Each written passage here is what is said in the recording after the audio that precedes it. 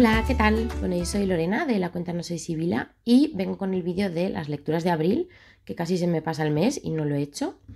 Tengo la voz un poquito ronca porque he estado con COVID, pero bueno, por fin se me ha pasado un poco y puedo grabar algo. Así que nada, os voy a contar todas las lecturas que hice en abril. No me acuerdo casi ni del orden, así que las voy a ir sacando un poco así, a lo loco. Pues uno de los primeros libros que leí en abril fue este de Camila Sosa Villada, Soy una tonta por quererte, que es el último libro que ha publicado.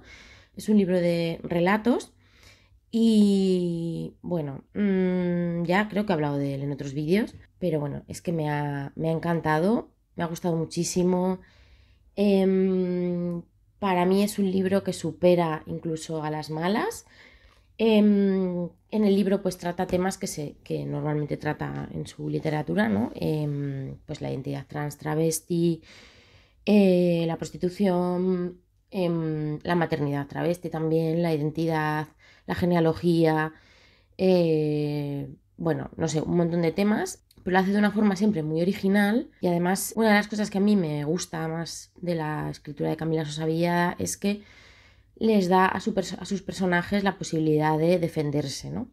De defenderse frente a la violencia, les da la posibilidad de redención y de venganza, digamos, ¿no? O sea, pues varios de sus personajes, pues eso, ¿no? Están en situaciones de violencia extrema, ¿no? Y de alta vulnerabilidad, pero eso no hace que no puedan responder, ¿no? Y creo que es una cosa que no pasa mucho en la literatura porque bueno, parece que hay como un poco de miedo a que las mujeres respondan, ¿no? Ante la violencia, ¿no? Y ella a sus personajes pues les da la capacidad de responder, aunque sigan en una situación de vulnerabilidad, ¿no? Pero les da la capacidad de responder desde la rabia, ¿no?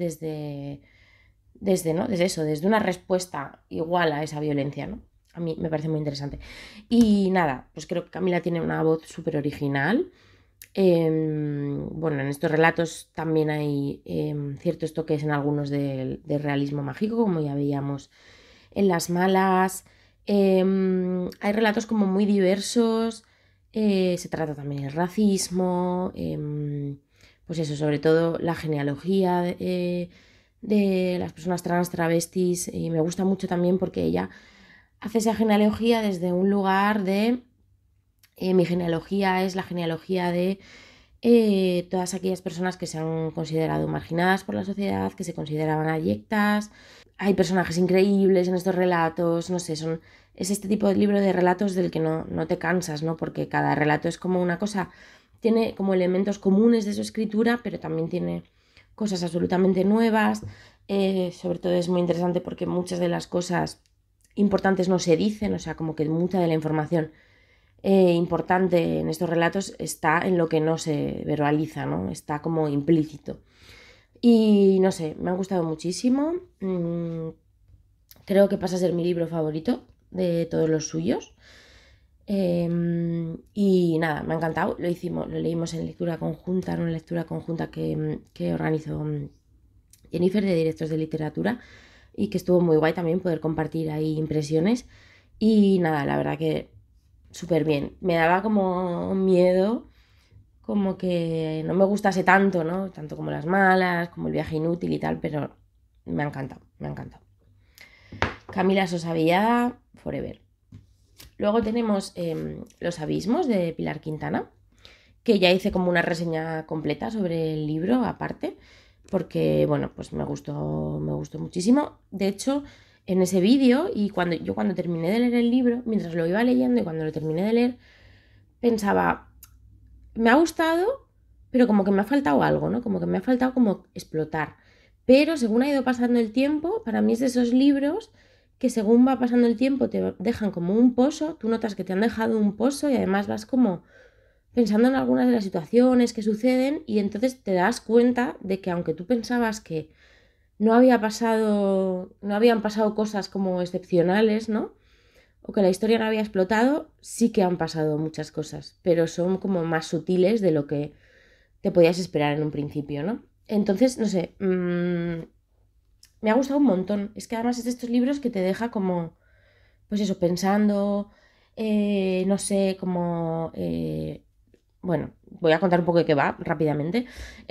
Básicamente en esta novela pues seguimos a Claudia, una niña de 8 años, que nos va contando un poco como la vida de su familia, de su padre y de su madre, que bueno, viven en una casa que está como llena de plantas, que es casi como una selva, y entonces básicamente seguimos sobre todo la vida de la hija y de la madre, que se llaman igual, por cierto, que viven como en esa casa, ¿no? Bueno, la hija va al colegio y estas cosas, ¿no? Pero la madre, que es como una ama de casa, vive prácticamente, no encerrada, pero vive como un poco, todas sus quehaceres pues tienen un poco que ver con la casa, ¿no? Está ahí dentro, no, pues eso, su familia no le permitió estudiar, se casó con un hombre que era más mayor, un poquito medio,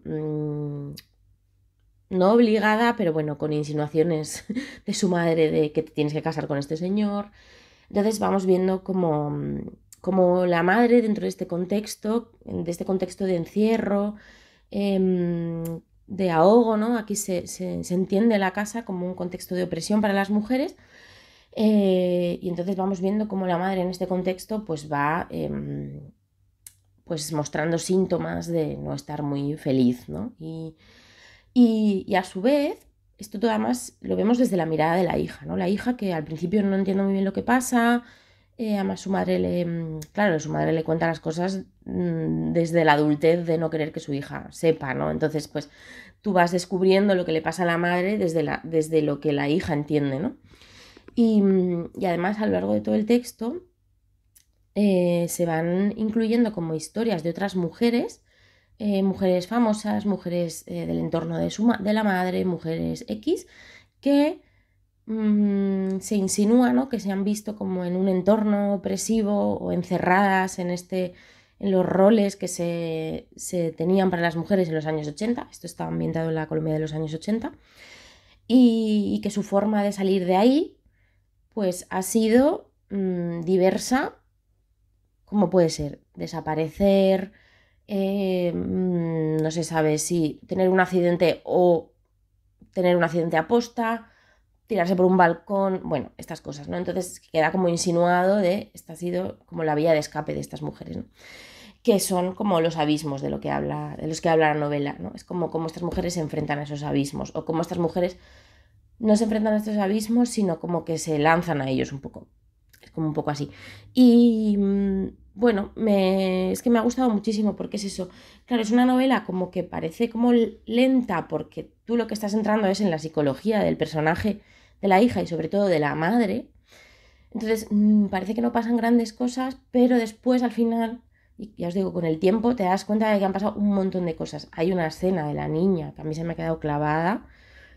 La niña tiene como una muñeca y pasa una cosa con la muñeca que tiene, y claro, en el momento a lo mejor no sé cómo decirlo, no te afecta eso durante la narración, o sea, como que dices, bueno, pues una cosa que ha pasado, pero después, al terminarla, de repente, la movida de la muñeca es que yo pienso en ella todo el rato.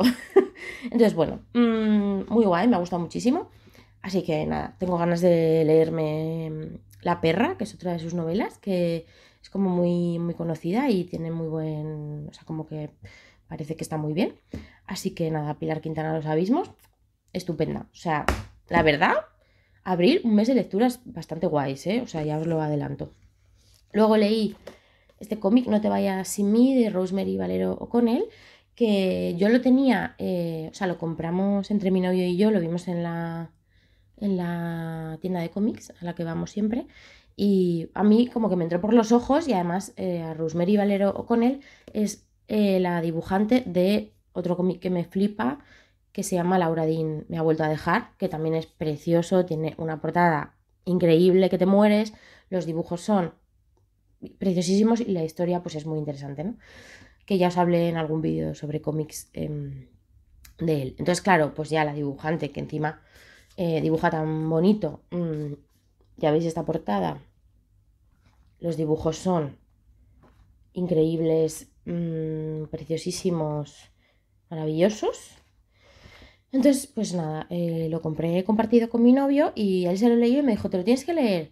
Y lo dejé por ahí y este mes que quise hacer una recopilación de libros y cómics que tuvieran representación sáfica, me dijo mi novio, evidentemente, este te lo tienes que leer, que te lo tenías que haber leído. Y yo, pues tienes razón. Así que nada, lo leí y bueno, es que me ha encantado, es que me parece la cosa más preciosísima, no sé, no solo porque tiene unas ilustraciones que te transportan muy bien a los mundos que representa, pero además es que, bueno, es que las ilustraciones, es que me muero, de verdad, a mí me pones ilustraciones bonitas y yo, uf. Pero bueno, entonces bueno, os voy a contar de qué va, que no lo he contado.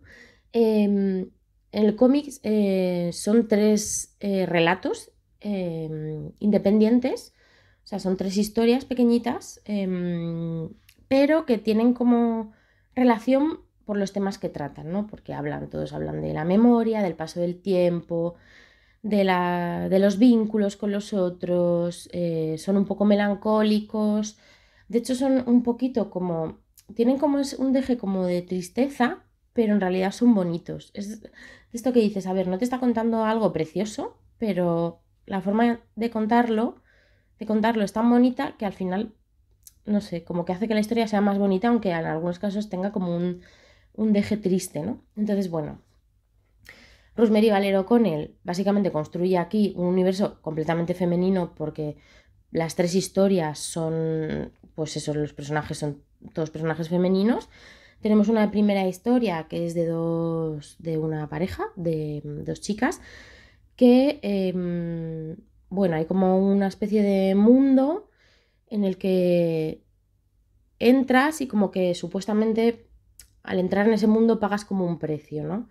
Entonces, pues una de las personas de la pareja entra ahí y es que no quiero como hacer spoiler porque el relato va de eso y mola como ir descubriéndolo, ¿no? Pero bueno, es como que se tienen que reencontrar, ¿no? Y no sé, me gustó muchísimo también cómo está hecho, me pareció muy bonito. Luego tenemos un segundo relato que es sobre, digamos que estamos en un mundo en el que hay como eh, como que las naves que utilizan para ir de un lugar a otro, el combustible que usan son memorias humanas, ¿no? De personas vivas. Entonces, bueno, pues como que nos metemos como en la memoria de una de esas personas que está como llevando una nave, ¿no? O sea, como que es el combustible para una nave. Y luego el tercer relato, digamos que estamos como en un pueblo, o sea, sí, en una isla que tiene forma de mujer, o sea, es como una mujer acostada, ¿no? Entonces, digamos que la gente que vive en esa isla, pues piensa que esta mujer en X fecha concreta va a despertar, ¿no? Entonces no saben qué va a pasar, si eso va a ser bueno o malo, qué va a suponer para ellos como, para los habitantes de ese lugar, ¿no? Y entonces, pues es como una especie están como celebrando el fin del mundo como lo conocen, ¿no? Entonces, bueno, pues habla ahí de las relaciones, de la memoria, del tiempo, etcétera. Y nada, como veis son ciencia ficción, pero bueno, es que son preciosos, me han gustado muchísimo y no sé, nunca había leído relatos en formato cómic, o sea, ¿no? Siempre los cómics que he leído pues son todos como historias largas, ¿no? Pero me ha gustado mucho la experiencia de leer relatos, la verdad, en formato cómic. Y nada, súper bonito. Y Rosemary Valero con él, muy fan.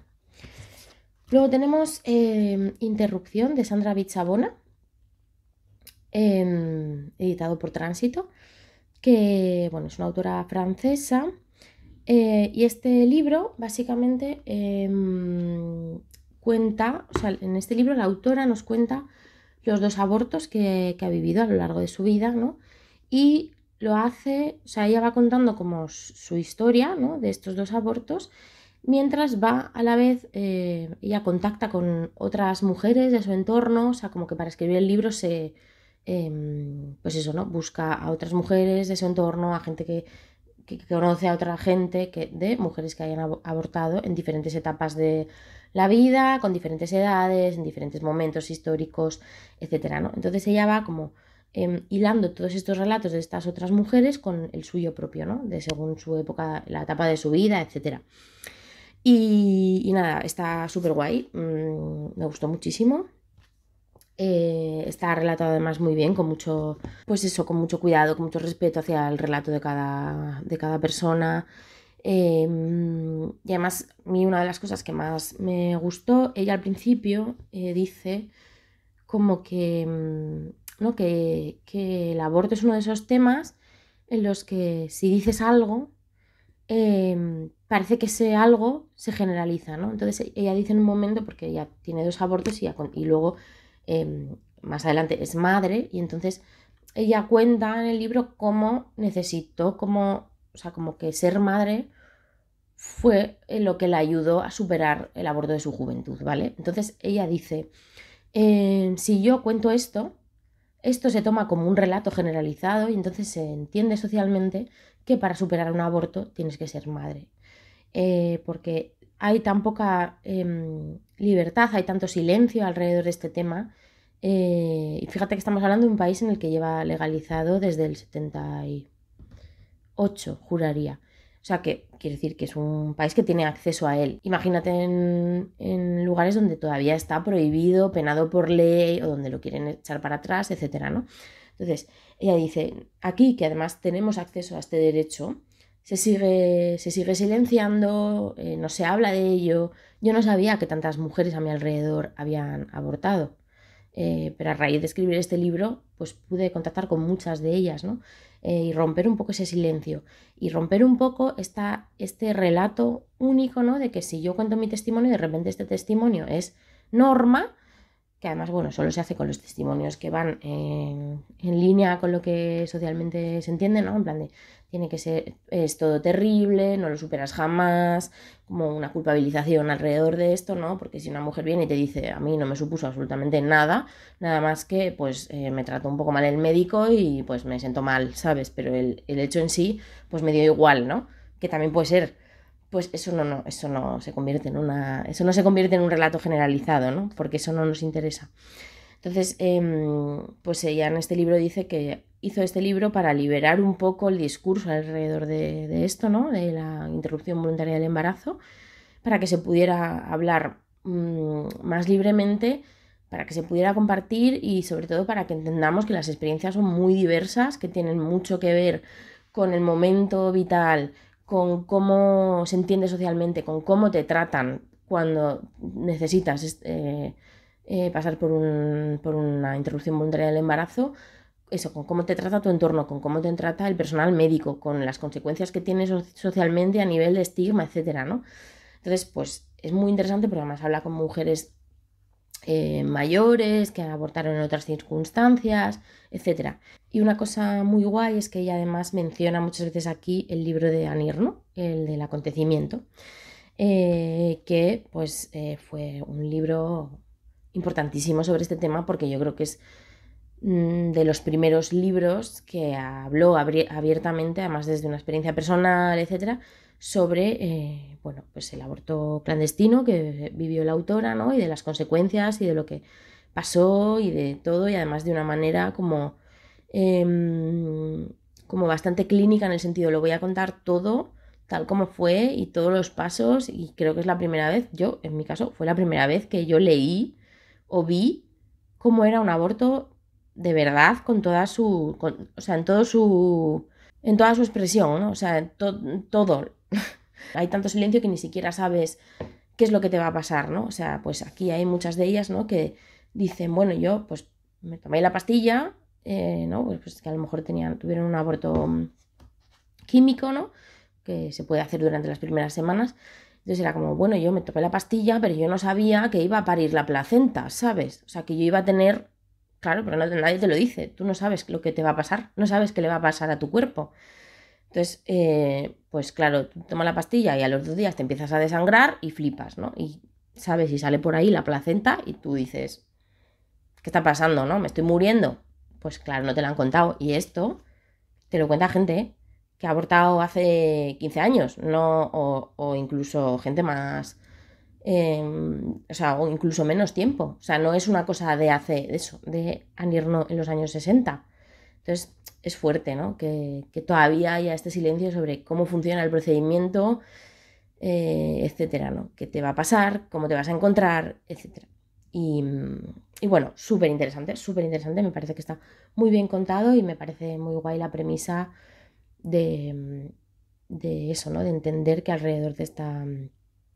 que alrededor del aborto puede haber muchísimas experiencias diferentes. Y ya está, muy guay, me ha gustado mucho. Luego tenemos Supersaurio de Meriem El Mekdagi, que bueno, pues este libro también he hablado de él en el libro de los libros que gritan abajo el trabajo, porque literal es esto. En ese momento no lo había terminado todavía, y bueno, pues decir que todas las expectativas se cumplieron. Me ha gustado muchísimo. O sea, este mes todos los libros me han gustado muchísimo, pero bueno, pues guay, ¿no? Porque eso es que he elegido bien. Em, bueno, como os conté en el otro vídeo, básicamente pues aquí en este libro seguimos a Meriem, que es una chica de Canaria, que vive en el sur de Gran Canaria y que entra como becaria a un supermercado que se llama Supersaurio, que bueno, pues como os conté, en las Islas Canarias hay un supermercado muy famoso que se llama Hiperdino, entonces pues es como un poco eso, ¿no? Entonces, bueno, pues ella entra de becaria a trabajar aquí y básicamente pues seguimos los días de Meriem. O sea, además entra aquí después de haber abandonado un doctorado, o sea, como que entra como sin expectativas de futuro. Pues eso, es un relato de una millennial que se ha tragado, como todas las demás, el relato de la meritocracia, del esfuerzo, del estudio, no sé qué, y ve bueno, que ese relato no solo era mentira, ¿no? Sino que eso, ¿no? Que no tiene muchas perspectivas de futuro, que el mundo laboral es un horror, que nada funciona como debería, ¿no? Entonces entra a trabajar aquí, pues eso, empieza a no tener vida social, no tener días libres, sus días son todos iguales, etcétera. Tiene además una superior que la acosa. Bueno, es como que está muy asqueada de todo esto, ¿no? Y bueno, pues vamos viendo eso, ¿no? Como desgrana su desesperanza ante esta perspectiva vital, ¿no? De no sé qué hacer con mi vida, estoy aquí, pues no sé, haciendo facturas y haciendo no sé qué, de becaria en el Hiperdino. Em, Luego además, pues eso, ¿no? Todas las jerarquías de los trabajadores de oficina, del Hiperdino, que están como muy por encima de los trabajadores y las trabajadoras del supermercado en sí, ¿no? De cajeras, etcétera, reponedoras, etcétera, ¿no? Y bueno, pues eso, va también hablando de todos sus compañeros, del clasismo, etcétera. Y bueno, me ha gustado mucho porque representa totalmente, pues eso, ¿no? La falta de esperanzas en el futuro de la generación millennial, básicamente, ¿no? Pues eso, ¿no? El haber estudiado muchísimo, incluso teniendo que sacrificar un montón de cosas. Los padres de Meriem, que llegaron a las Islas Canarias, migrando, que no tenían nada, ¿no? Y consiguieron que sus hijos estudiaran, etcétera, que se han enfrentado al racismo, pero son musulmanes, entonces, bueno, pues de todo, ¿no? Em, y entonces eso, ¿no? Pues básicamente el personaje de Meriem está un poco frustrada con la vida. Y además habla mucho del tema de cómo las Islas Canarias, digamos que se repliegan ante el turismo, como ella habla del sur del sur de Canarias, de los turistas y luego el sur donde a ella le ha tocado vivir, ¿no? Y es eso, ¿no? Como el turismo hipermasificado afecta a la vida de las islas, etcétera, a sus habitantes, a que sus habitantes no tengan acceso a servicios públicos necesarios, porque para los turistas no son necesarios, etcétera, ¿no? Y no sé, me ha gustado muchísimo. Además creo que es bastante redonda, porque bueno, la forma de terminar que tiene es interesante, porque es como le pone la guinda a todo el libro. No sé, creo que está muy bien cerrado, creo que está muy bien este personaje, muy bien todas sus frustraciones. Y no sé, a mí es que además, pues eso, las escritoras millennial que hablan de este tema, pues me interesan mucho. Bueno, en general los libros que hablan sobre el trabajo y etcétera, ya sabéis que me interesan mucho. pero bueno, me ha gustado muchísimo y lo he disfrutado un montón y no sé, me ha encantado. Y luego también leí Hola Siri por recomendación de mi novio, Hola Siri de Marta Cartu, que es otro libro de Abajo el trabajo total, que ya lo conté también en el vídeo de estos libros, que nada, es un cómic así muy cortito, que no tiene casi texto, pero bueno, básicamente pues el personaje principal, que básicamente es como si fuera Siri, el asistente virtual de Apple, ¿no? Digamos que eso, ¿no? Que está, es como un juego entre, como, que está, o sea, es un juego como para hablar de este ritmo de, laboral, de automatismo, pues eso, ¿no? Está la protagonista, pues eso, es como Siri, ¿no? Trabaja en una especie de centro de atención al cliente de la empresa Manzana. Y entonces, pues básicamente es eso, ¿no? Se le requiere que no tenga sentimientos, que conteste a todo de manera correcta, no sé cuántos, que esté ahí de no sé qué hora a no sé qué hora, que esté siempre eso, disponible y como se necesita y tal, que no sea una persona, que no sea una persona humana, básicamente, ¿no? Entonces, bueno, pues es como un poco esta analogía, ¿no? De convertirse en un autómata. No sé, me gustó un montón, además se lee muy rápido. Y nada, pues muy guay, muy guay, muy guay. Porque además ya es que estos libros a mí pues siempre me gustan. Y nada, pues esas han sido mis lecturas de abril, que ha sido un mes muy guay, la verdad. Y pues ya estaría. Esto es. Contadme cuáles han sido vuestras lecturas de abril o cuál ha sido vuestra lectura favorita de abril. Y nada, pues hasta aquí el vídeo de hoy. Nos vemos prontito. Espero que tengáis una buena semana. Os mando un besazo enorme. ¡Mua!